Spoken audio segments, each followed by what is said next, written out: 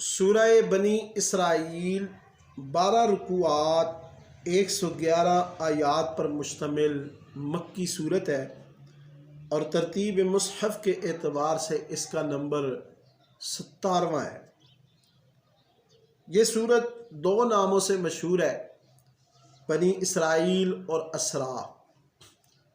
اس صورت میں بنی اسرائیل کا ذکر ہے، اسی لیے اس کا نام بنی اسرائیل رکھا گیا۔ اور دوسرا، نبی علیہ الصلاۃ والسلام کے سفر معراج، سفر اسراء جو مسجد حرام اور مسجد اقصی تک ہے، اسی مناسبت سے، اس سفر اسراء کی مناسبت سے اس سورت کو سورت اسراء بھی کہا جاتا ہے۔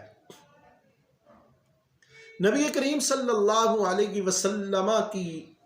زندگی میں پے در پے تکالیف، غم، حزن تھے۔ مکہ میں بہت سی تکلیفیں، مشقتیں، اذیتیں آپ نے برداشت کیں، اور اللہ رب العزت نے آپ کی سیر کا اہتمام کیا۔ انتہائی اہم اور خوشکن رات وہ رات معراج کی رات ہے، جب اللہ تعالیٰ نے آپ کو مسجد حرام سے مسجد اقصی تک لے گئے، پھر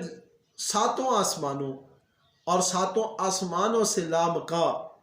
ان ساری جگہوں کی سیر کروائی، اور پھر آپ کے لیے، آپ کی امت کے لیے تحفے دے کر بھیجا۔ نبی علیہ الصلاۃ والسلام کی یہ جو معراج ہے، یہ تاریخ نبوت، تاریخ ملائکہ، تاریخ انسانیت کی حیرت انگیز اور عقلوں کو دنگ کرنے والا واقعہ ہے، اور اس کی مزید تفصیل سورۃ النجم 27ویں پارے کی ابتدائی آیات، سورۃ النجم کی ابتدائی آیات میں یہ سفر معراج کا ذکر ہے۔ اللہ نے فرمایا، سبحان الذی اسری بعبدہ لیلا من المسجد الحرام الی المسجد الاقصی الذی بارکنا حولہ لنریہ من آیاتنا،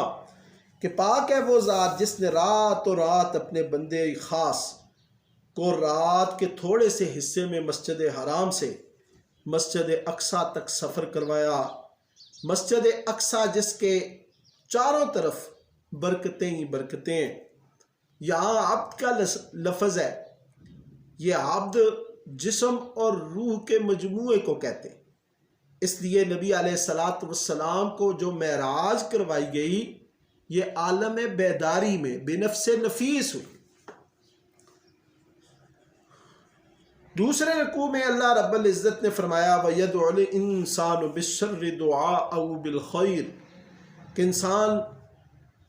وَكَانَ الْإِنسَانُ عَجُولًا، کہ انسان بڑا جلد باز ہے، اور وہ بھلائی کی طرح بسا اوقات برائی بھی جلدی سے مانگنے شروع ہو جاتا ہے۔ پھر فرمایا، وَكُلُّ إِنسَانٍ أَلْزَمْنَاهُ طَائِرَهُ فِي عُنُقِهِ، کہ ہم نے ہر شخص کا اعمال نامہ اس کی گردن میں لٹکا دیا ہے، جو اس کے سامنے قیامت میں پیش کیا جائے گا، اور کہا جائے گا، اسے پڑھ، تیرے احتساب کے لیے تو یہی کافی ہے۔ پھر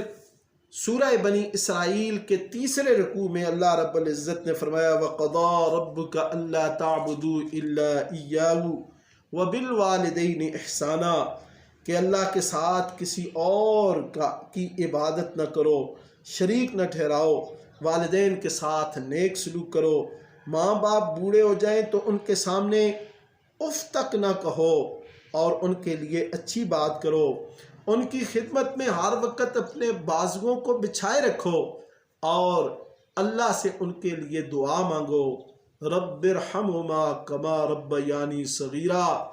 اے میرے رب میرے والدین پر رحم فرما جیسا کہ انہوں نے بچپن میں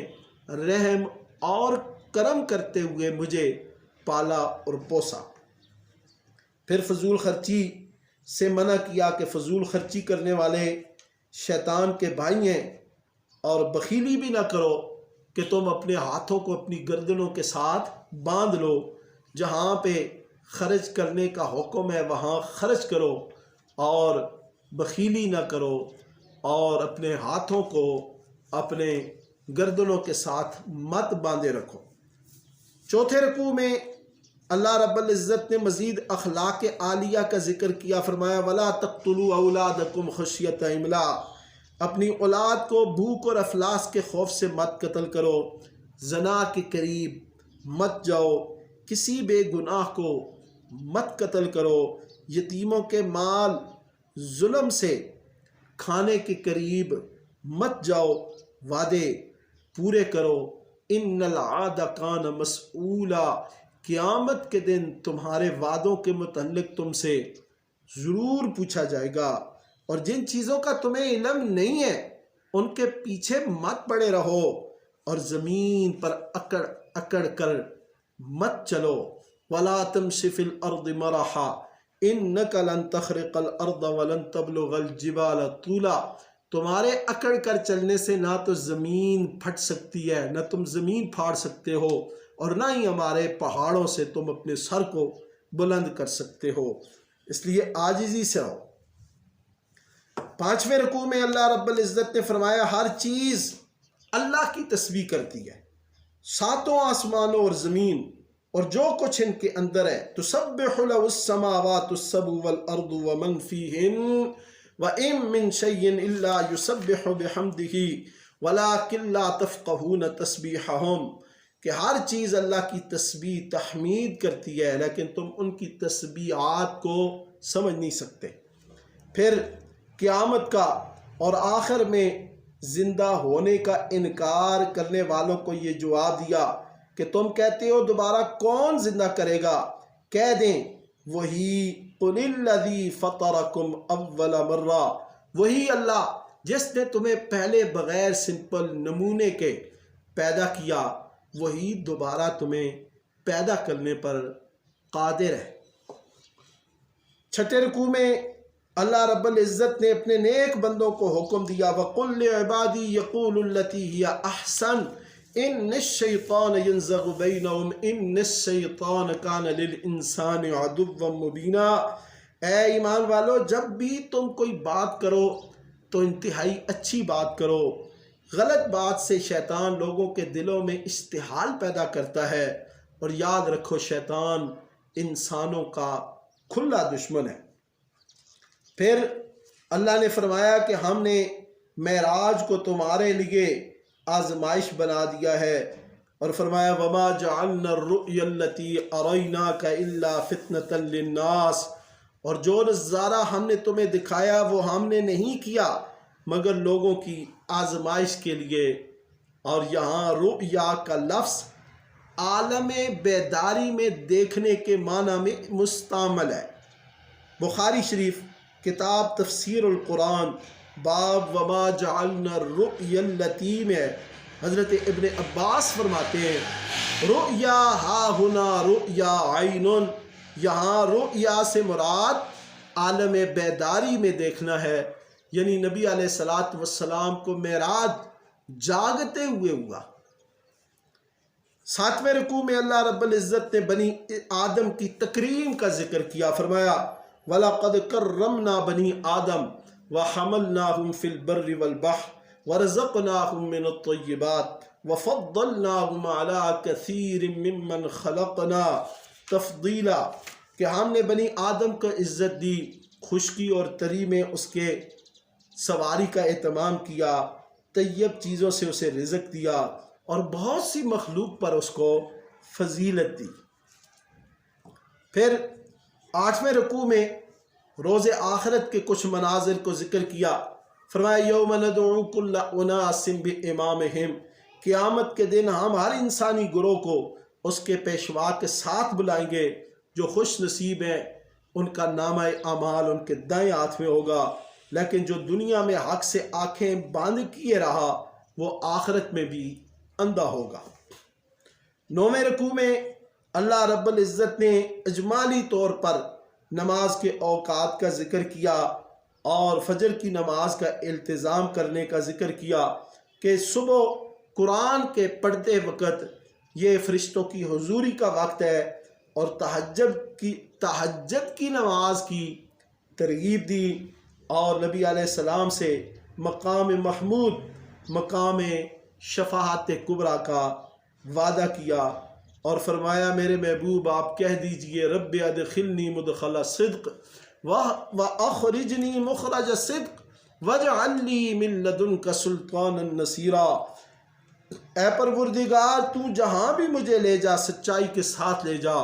جہاں سے نکال سچائی کے ساتھ نکال، اور اپنی طرف سے غلبہ اور اقتدار کو میرا مددگار بنا دے۔ اور پھر اللہ نے فرمایا آپ اعلان کر دیں جاء الحق وزہق الباطل ان الباطل کان زہوقا، کہ حق آ گیا باطل مٹ گیا، اور باطل ہے ہی مٹنے والا۔ اور پھر فرمایا وَنُنَزِّلُ مِنَ الْقُرْآنِ مَا هُوَ شِفَاءٌ وَرَحْمَةٌ لِّلْمُؤْمِنِينَ، کہ ہم نے قرآن کو نازل کیا ہے جس میں مومنوں کے لیے شفا ہے، رحمت ہے۔ پھر لوگ روح کے بارے میں پوچھتے ہیں سوال، وَيَسْأَلُونَكَ عَنِ الرُّوحِ، روح کے متعلق لوگ سوال کرتے ہیں، قُلِ الرُّوحُ مِنْ أَمْرِ رَبِّي، آپ کہہ دیجئے کہ روح میرے رب کا حکم ہے، امر ہے، تمہیں اس کا بہت کم علم دیا گیا ہے۔ پھر کافروں کے بے جا مطالبات کا ذکر کیا کہ کافر کہتے ہم اس وقت ایمان لائیں گے جب ہمارے لیے زمین سے چشمے جاری کر دیں، کھجوروں اور انگوروں کا باغ لگا دیں جن کے نیچے سے نہریں بہہ رہی ہوں، یا آسمان کا ٹکڑا گرا دیں، یا اللہ اور فرشتے ہمارے سامنے آ جائیں، یا آپ کے پاس سونے کا گھر ہو، یا آسمان پر چڑھ کر آپ کتاب لا دیں جسے ہم پڑھیں۔ تو اللہ نے فرمایا اے پیغمبر آپ ان لوگوں کی خرافات کے جواب میں اتنا فرما دیں، قل سبحان ربی هل کنت الا بشرا رسولا، کہ میرا رب ہر عیب سے پاک ہے، وہ کسی کی خواہش کی تکمیل کا پابند نہیں ہے، میں تو اللہ کا بھیجا ہوا سچا رسول ہوں۔ 11ویں رکوع میں اللہ رب العزت نے فرمایا کہ اگر ہم ان بندوں کو اپنی رحمتوں کے خزانوں کا مالک بنا دیں تو یہ خزانوں کے ختم ہونے کے خوف سے ہاتھ روک لیں، اور انسان واقعی بڑا تنگ دل ہے، بخیل ہے، وَكَانَ الْإِنسَانُ قَتُورًا۔ سورہ بنی اسرائیل کے آخری رکوع میں اللہ رب العزت نے حضرت موسیٰ علیہ السلام کا ذکر کیا کہ ہم نے انہیں 9 نشانیاں دے کر بھیجا، اور پھر فرمایا قرآن حق ہے اور آپ بشیر اور نذیر بنا کر بھیجے گئے ہیں۔ جو لوگ حقیقت کا علم رکھنے والے ہیں وہ قرآن پڑھتے ہیں، روتے ہیں، اور رب کے حضور روتے ہوئے سجدے میں گر جاتے ہیں، اور تم اس کو اللہ کے نام سے یا رحمان کے نام سے پکارو، سب اچھے نام اسی کے ہیں۔ قُلِ ادْعُوا اللَّهَ أَوِ ادْعُوا الرَّحْمَٰنَ أَيَّمَّا تَدْعُوا فَلَهُ الْأَسْمَاءُ الْحُسْنَىٰ، اور آپ اعلان کر دیں کہ تمام تعریفیں اللہ کے لیے جس کی نہ کوئی اولاد ہے اور نہ اس کی بادشاہی میں کوئی شریک ہے، اور اس کی بڑائی بیان کرو۔